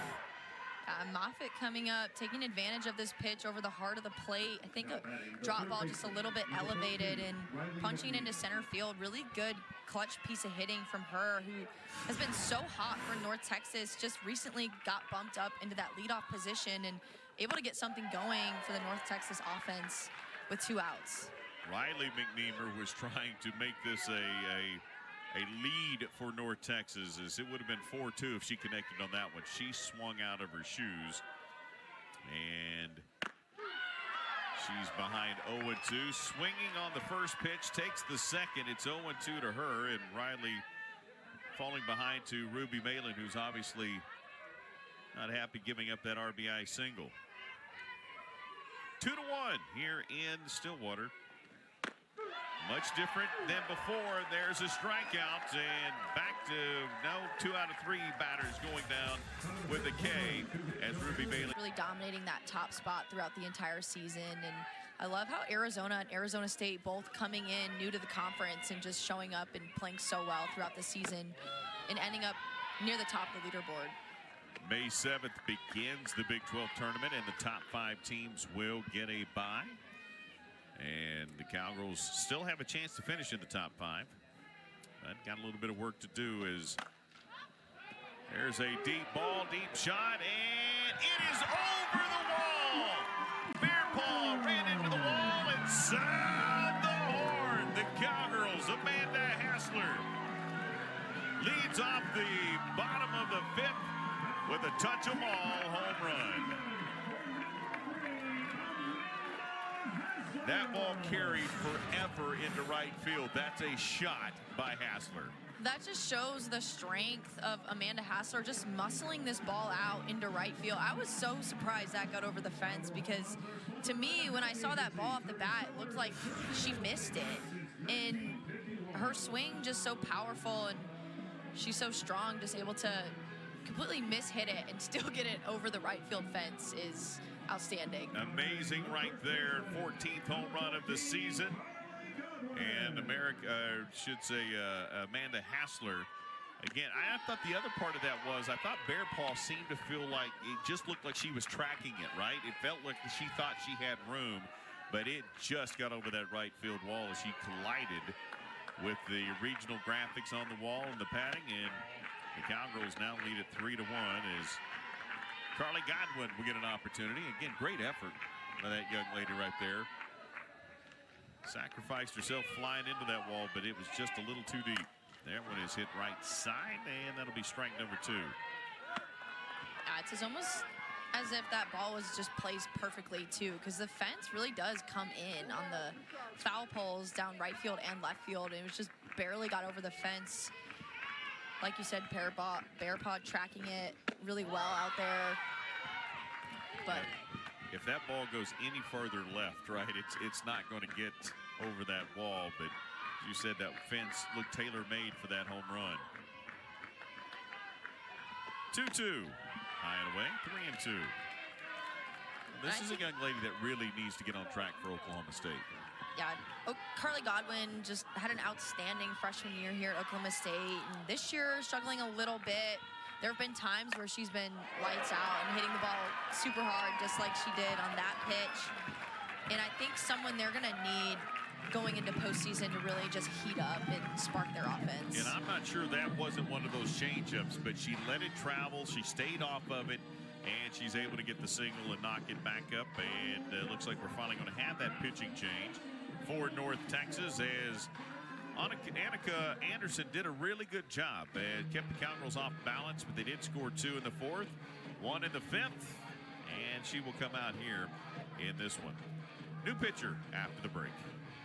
State North Texas with a similar pitching plan, both starting their number 2 and then coming in with their ace in the 5th inning. Savage, just a power pitcher for North Texas, has started 25 games for them. Definitely going to give a different look from Anderson. She throws a ton of drop ball, and Anderson, like we saw, was throwing mostly side to side, using her rise and change up a lot. And definitely a good time for them to make the pitching change with the home run and then a really hard hit ball off the bat of Carly Godwin. Just a good time for them to mix it up and try to keep this game close. Yeah, if they're not missing on the change anymore, which they did that last time, obviously it is probably a good time for that, as Tim is 1 for 2. And Savage pitched against the Cowgirls the last time.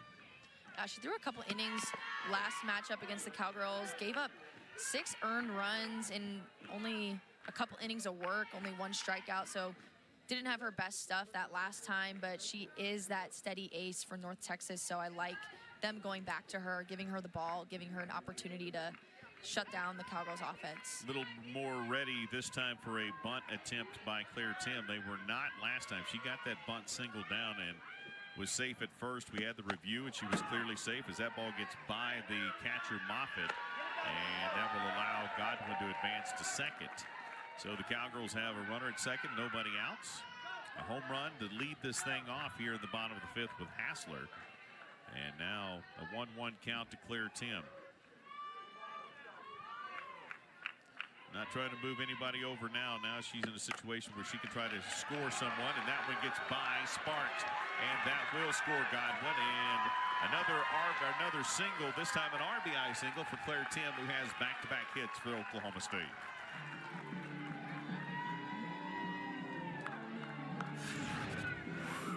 And Savage just leaving this pitch on the outer half for Claire Tim, who hits the outer half of the plate extremely well. She's got a short, quick swing, just punches it back up the middle, and Carly Godwin able to score all the way from second base. And I think they may need these insurance runs, and definitely going to take as many as they can get.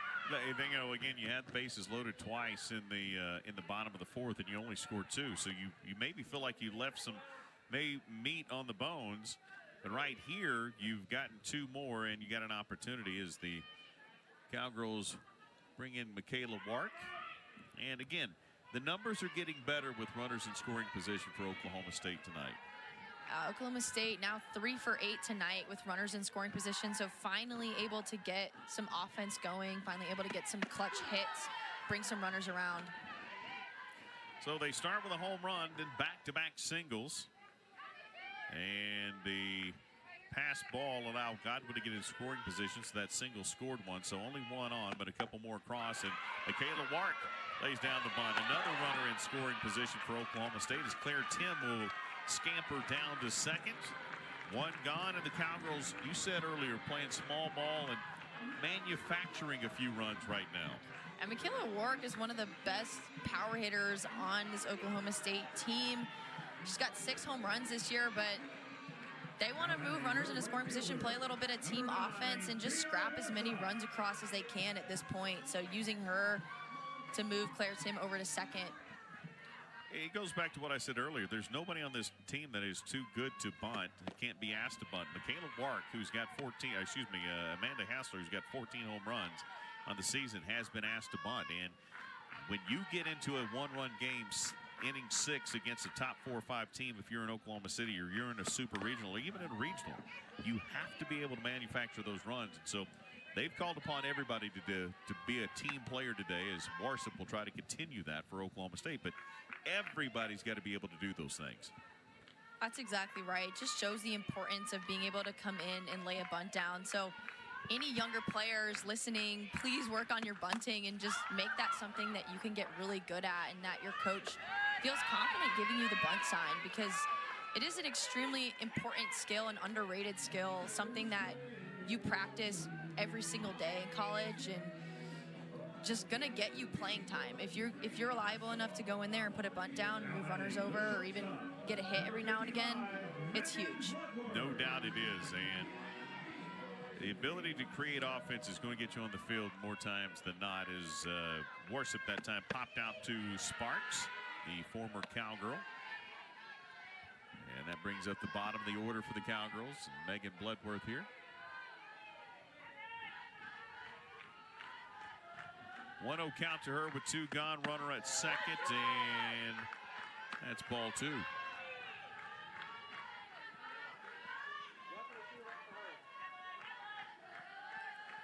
So the Cowgirls trying to add to the collateral damage here in the bottom of the 5th.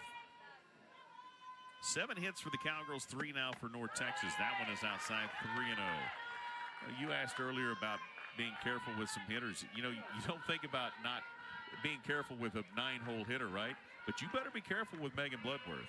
100%. Megan Bloodworth having an outstanding season. Her senior season just has been outstanding in the 9-hole, continuously turning the lineup over, having really good at-bats, taking walks, hitting for power, hitting for high average, collecting a lot of RBIs this season. It's kind of funny to see her down in that 9-hole pretty consistently throughout the season. So the Cowgirls right there, they got the walk. The ball got by Moffitt, so Tim advanced to third. Bloodworth sprinted to first. They had to track it down. So now the Cowgirls have runners at first and second. Or excuse me, first and third on the corners. And an opportunity here, but she's back to the top of the order. Cowgirls have scored in back-to-back innings and would try to get some more here, leading by 3. Another ball, and again, good discipline AB so far by Bloodworth. She was 0 for 2 so far with the walk. But, excuse me, I'm going back to the top of the order. I lost my order there. I'm in midweek form. Got to get ready for the Utah series, which is next for Oklahoma State. Megadillo Cheese drew a walker last time. She is actually 0 for 1. She's 1 for 1 with a walk. If I looked at the graphic, I would have known that. She's 1 for 2 with a walk. I'll get it right eventually. Third time's a charm. I mean, I'm telling you. 2-0 here to her with 2 gone. That's what I do know. There's a called strike. 2-1. So she grounded out her first time up, got the bunt single, and drew a walk. Now we know officially what she has done. And she's looking at a 2-1 count here. Shows bunts, pulls back. It's a called strike.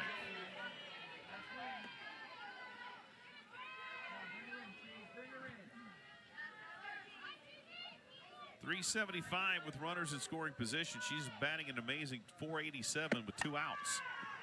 As she swings away at that one, fouls it down the third base side, out of play. Coming off a knee injury from a year ago.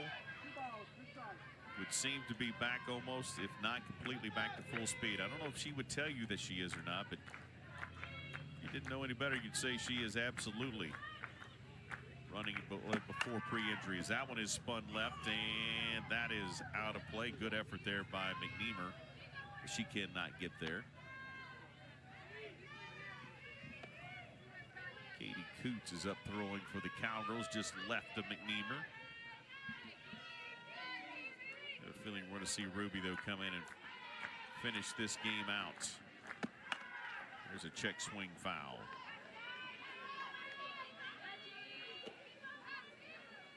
Delgadillo doing a good job competing in this at-bat, fouling pitches off down that left field foul line a little bit, and Savage is coming at her with a lot of velocity. She consistently throws in the lower 60s, upper 70s, and so it's tough as a batter trying to catch up to that velocity, especially after facing Anderson, who does throw a little bit slower in the mid-60s. This one is chopped to Sparks. Sparks makes the throw to first, and the Cowgirls are going to score 2, but they left the yard in this one.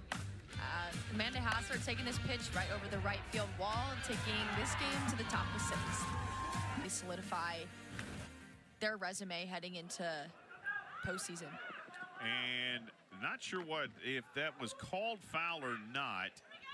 It looked like it was, but the Cowgirls went ahead and played it through as, again, what we saw there. I think that was obviously it was a foul assignment. It came off of her. Now they're going to talk this thing over with DeLong, and we'll see they're going to get together and converse a little bit about this. While they do, we figure out what just happened. The thing with this North Texas team, what they don't want is they don't want a lot of other teams, other conferences to have upsets. They want the dominant teams to win, so that there's not these extra teams that are getting into the NCAA tournament and therefore knocking out a team that is, as we've said, is right on the cusp of getting that at large.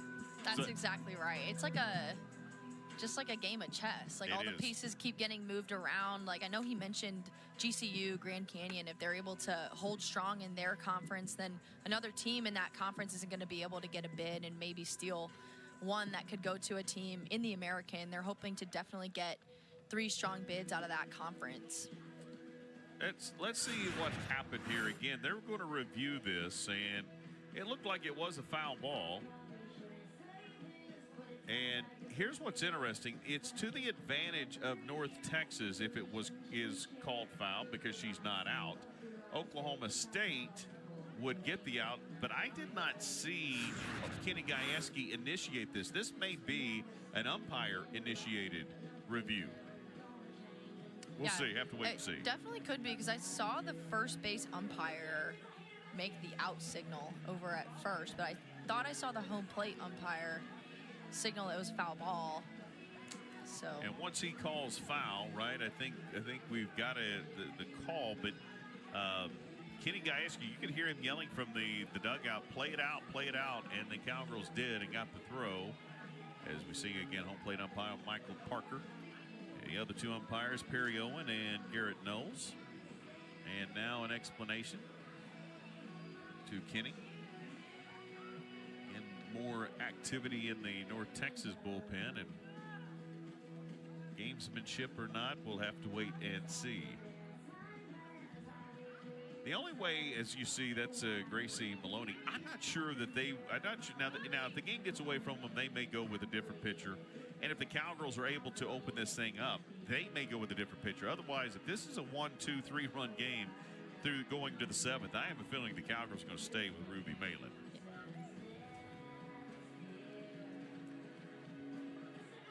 Okay, so again, good catch by Rachel, because you said the first base umpire called her out, and that one bounced off. And again, you can see everybody thought it was a foul, but if you look over there, you're going to see she was called out. So that was okay, so it was not called foul, and that was probably a North Texas challenge. So that would be their last challenge, and Coach DeLong going to lose his second and not happy with that. Now, that was hard to see back on the replay if it did hit her, but I took Sierra Simon's word for it right away after that. It looked like. Did you think her reaction was real? It looked like it looked real, but then she didn't sell it enough, did she? Maybe not. Maybe she thought it was obvious that it hit her, but I believed her, but she could just be a really good actress at the plate.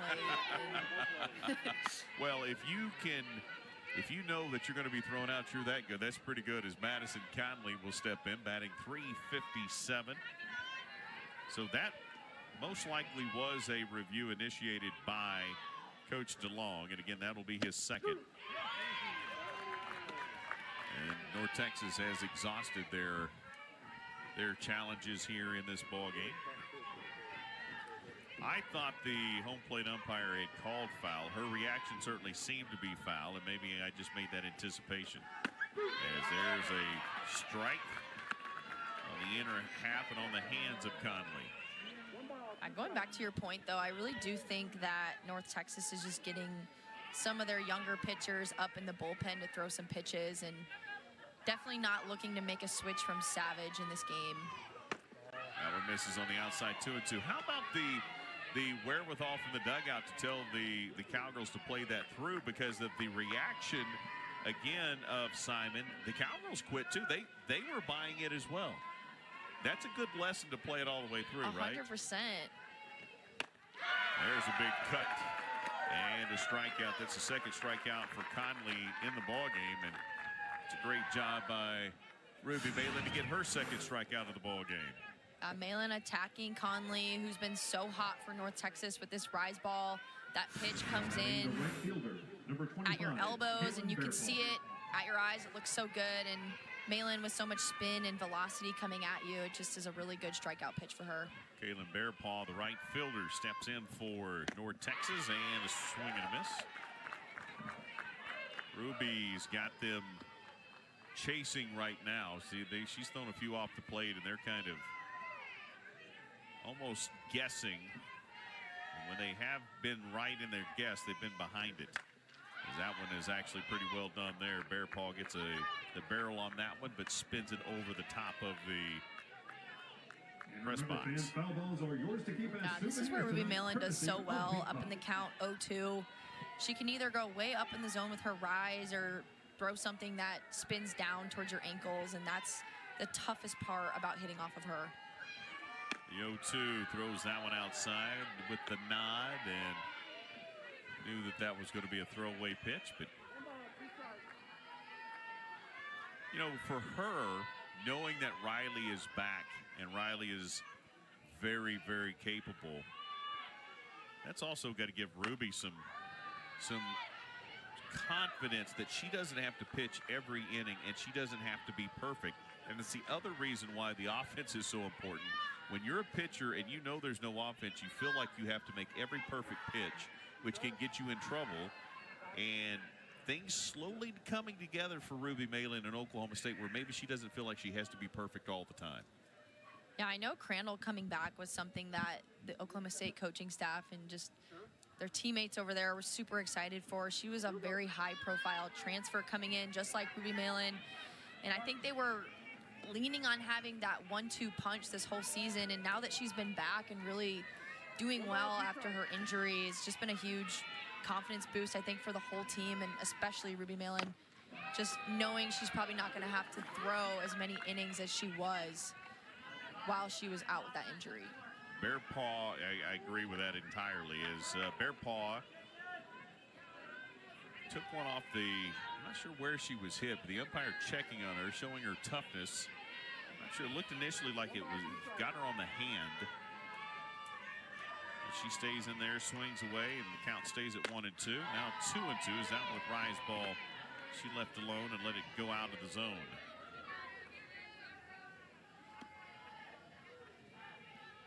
Ruby gave up that one hit.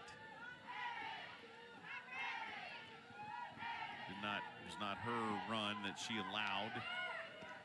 She's had 3 strikeouts since, and now the count is 3-2 here to Bearpaw. And credit to Bearpaw battling in this at-bat. Was down 0-2, fouled off a couple of pitches, seeing the ball really well for Malin, not giving her anything out of the zone. That one is foul tipped into the glove of Hassler for another strikeout, and the Cowgirls get out of the top of the 6. Going to the bottom of 6.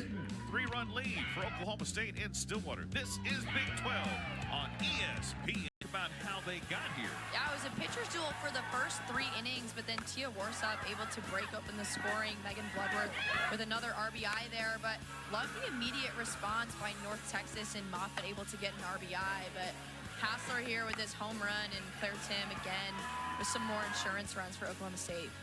And if they've just been able to get a lot of hits up the middle, and it's worked out for him as Cadence Gaddis will come into right field. She was in the bullpen warming up earlier. Now she's going to right field, and Savage will remain in the circle for the Mean Green. And Talon Edwards leads things off for Oklahoma State. 3-run lead, but you never feel completely safe, especially against a team like North Texas has the ability to put some runs on the board. I like how you said, too, just not trying to do too much. You've seen a lot of singles out of the Oklahoma State offense today. The 1 home run from Hassler. They've been doing a good job taking walks, I think up to 7 walks today. They've been bunting, stealing a couple of bags. So just an all-around mixed bag, I think, offensively. Yeah, they've done what they've needed to do and just kind of methodically put themselves in a lead. Not the 10-2 lead they had back in March and eventually won in 5 with, but still a good effort. Neither team with an error either today, which is good to see both teams playing clean here this late in the season. There's another walk issued, and the Cowboys have another base runner, and the free passes have not been limited tonight by UNT pitchers. And again, Coach told us it's a problem, and coming out, the pitching coach not happy, telling everybody to stay on the pads, and again, not happy. You could just tell with the body language, not happy with the walk here, whether that was miscommunication on the call. Not sure what that is, but that body language says something definitely went awry. Yeah, I agree. And looks like we might be getting another change here, mix it up a little bit. But like you said, Coach DeLong really wanting to see his pitching staff throw the ball on the corners of the plate, not leave it over the middle, not give up too many walks. But we have seen a lot of walks tonight, so still not making that adjustment. 8 walks so far for Oklahoma State batters, and we have a pitching change. We'll tell you about this young lady coming up after the break. Well, Gracie Maloney will get an opportunity in the circle, the 3rd pitcher of record in this one. The young lady out of Macomb, Michigan. She's a freshman. What do we know about her? Yeah, just coming in as a freshman, hasn't had a ton of opportunities this season, only throwing 7 innings, racking up a 4.0 ERA, so not bad as a freshman in just a few innings. So a good opportunity for her to come in against a ranked opponent, see what she can do and see if she can throw them off a little bit. Moffitt has to come up, and that one gets over the top of her glove, and that allows Talon Edwards to go to second. And, you know, I had a post-hire coming out of high school. Well, I had a 4-point GPA. Did not have a 4-point ERA. 4 points pretty good on the GPA. That one is hit into center field. Sliding over is Nicholson, and Edwards will tag up, advance to third. Pretty good throw by Nicholson, but the speed of Edwards gets her all the way over to third. And so now the Cowgirls have 1 out and a runner at third for Rosie Davis. Now batting the catcher. Excuse me, for Amanda Hassler. That was Rosie Davis that just put that one in the air and moved Edwards over. And so Amanda Hassler has the home run. And we actually have a pinch hitter in there for the Cowgirls. It is the backup catcher in this particular ball game, and Schneid Miller. She will get an opportunity here hitting for Amanda Hassler with a runner at third, 1-1 the count with 1 gun.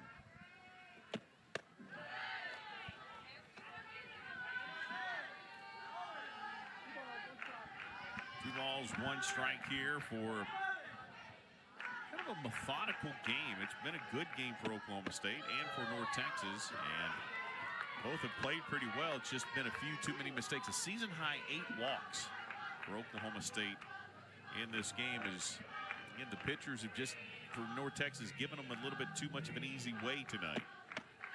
Yeah, and also maybe a credit to some of the work they've been putting in practice on the pitch selection. I know that's been a focus for them over the past few weeks, and some of that paying off tonight, taking advantage of the pitches that are not over the plate. Umpire calls time for a moment as big cut by Schneid Miller on the 3-1 missed, and she takes ball 4. There's walk number 9.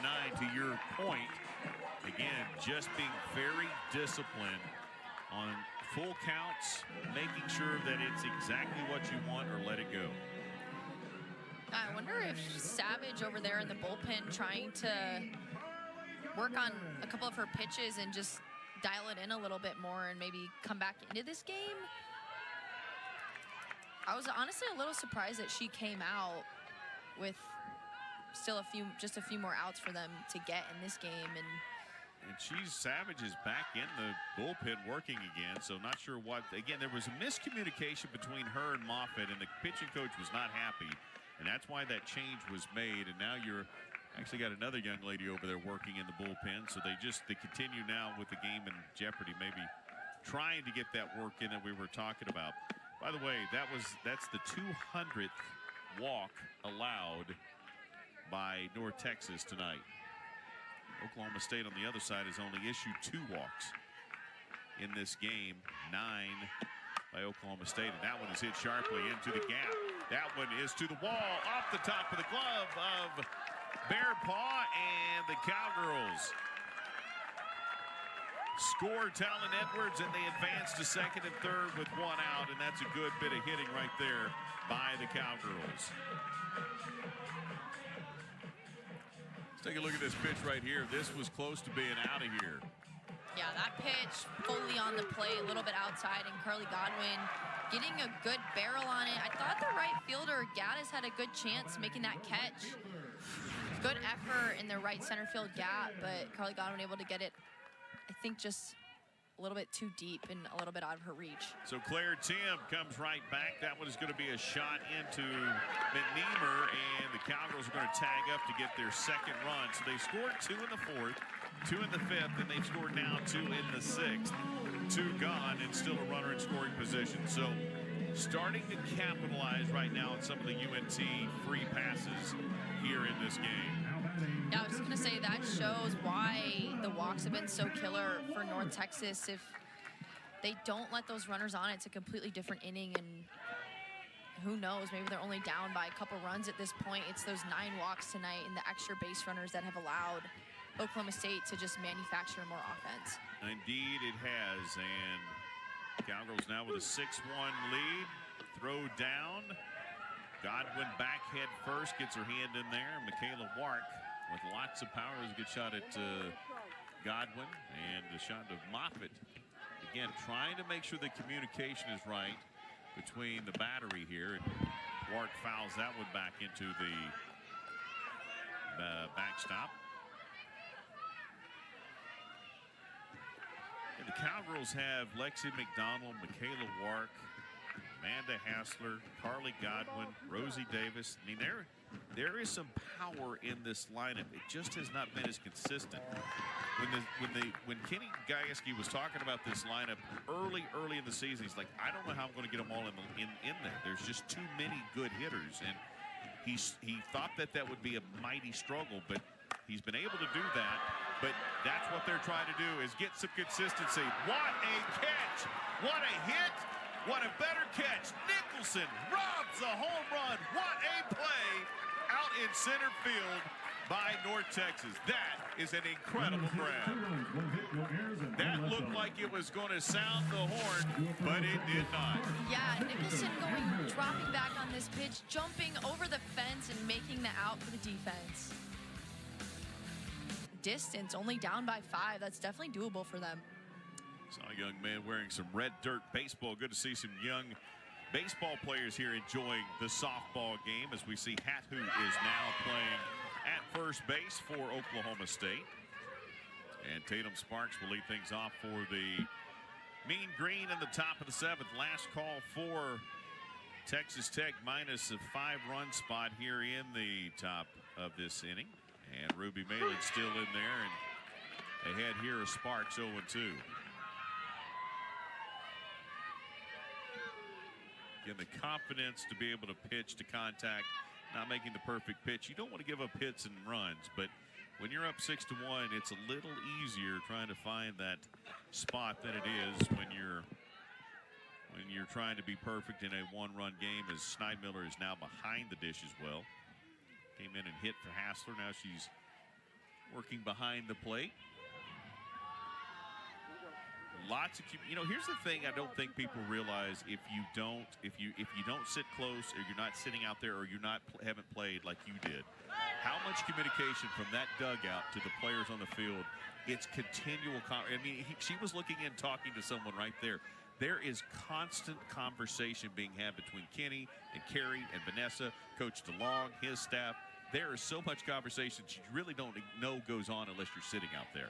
Yeah, and it's so important, especially for the catcher, to communicate with the pitching coach, because the pitching coach oftentimes is the one signaling what pitches to throw, and they're not going to know what to throw unless the catcher's communicating with them.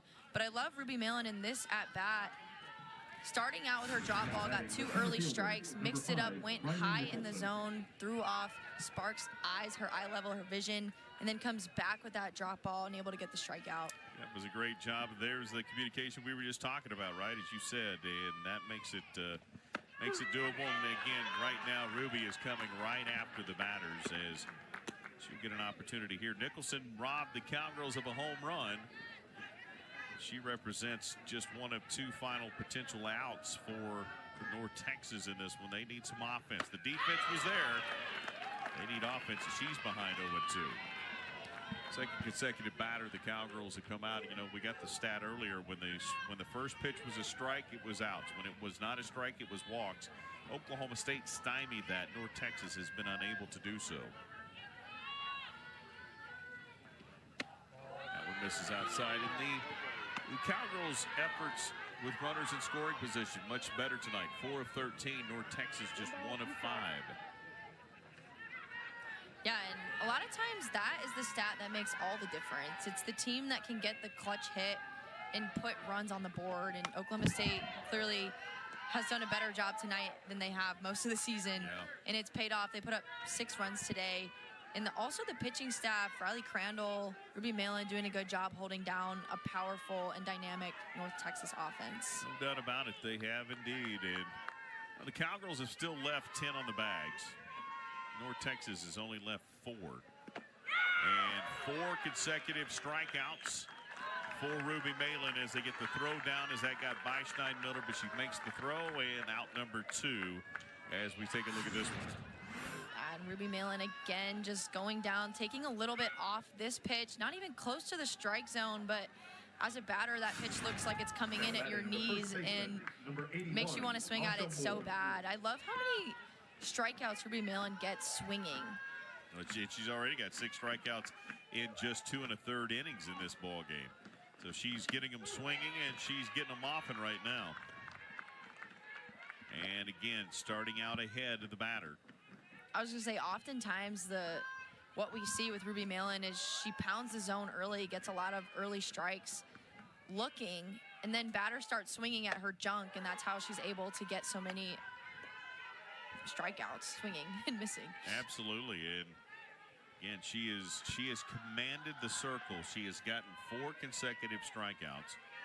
Her 6th overall in just 2 1/3, so a potential of 7 outs, and that time she hit the batter. Ooh, that one didn't look like it was any fun either. But of the 7 potential outs prior to that, she had 6 strikeouts, and yeah, trying to walk it off, that one's not easy right there. Take a look at this one as Moore took that one off to the left side. This looks like a rise ball on the inner half. I think it gets her in that forearm. The right side. I thought it was her left. Well, no, maybe it was her left. I think it was her right arm. Okay. But not a good, fun place to get hit. Yeah, she's trying to walk that one off, and that rise ball had some smoke on it. So they're going to get her out and get a pinch runner in. And so let's see, number 27, I believe. That is Katie Brock.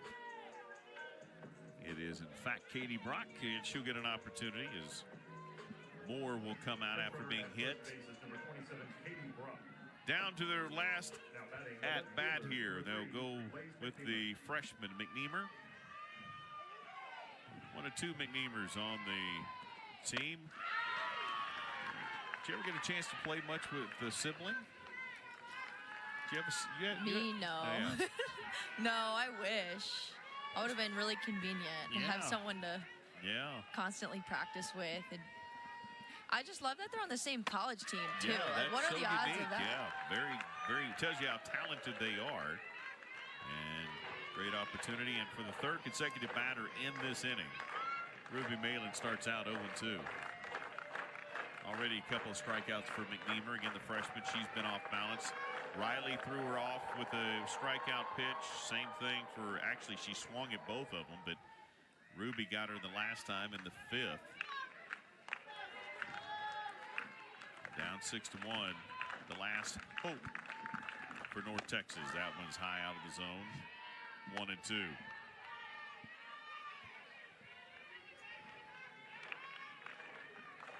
Kind of just a workmanlike today for Oklahoma State. Done the little things. They played very clean defensively, done enough offensively with 8 hits, and they have certainly pitched it well enough as that just misses the inside corner. I'm pretty impressed how Oklahoma State has come out against North Texas in both of their matchups this season. The first one getting that run rule victory, and then tonight coming back, going up 6-1 right now. Just been very dominant for them. I've outscored them 16-3 to this point, and there is a hit for McNeamer, and that's got to feel good for the freshman as she's able to get that hit. And now runners at first and second for North Texas with 2 gone, and we go back to the top of the order. They tie, and they no. They take that back. 6-1. Got to get myself back in mid-season form. I'm in midweek form, not in mid-season form. First hit allowed by Ruby since the first inning when she came on and gave up that hit that ended up leading to the 1 run for North Texas. Otherwise, she has been outstanding as we go back to the top of the order here. And the catcher, Moffitt, try to keep North Texas hopes alive. 4 batters, 4 have all started out 0-2. First 2 went down with strikeouts. The last one was a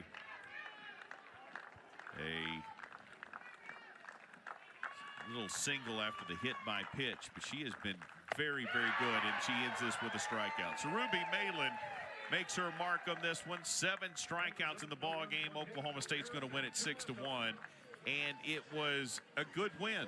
This is a good one to set them up for their final Big 12 series. Yeah, this is exactly what Oklahoma State was looking to do today.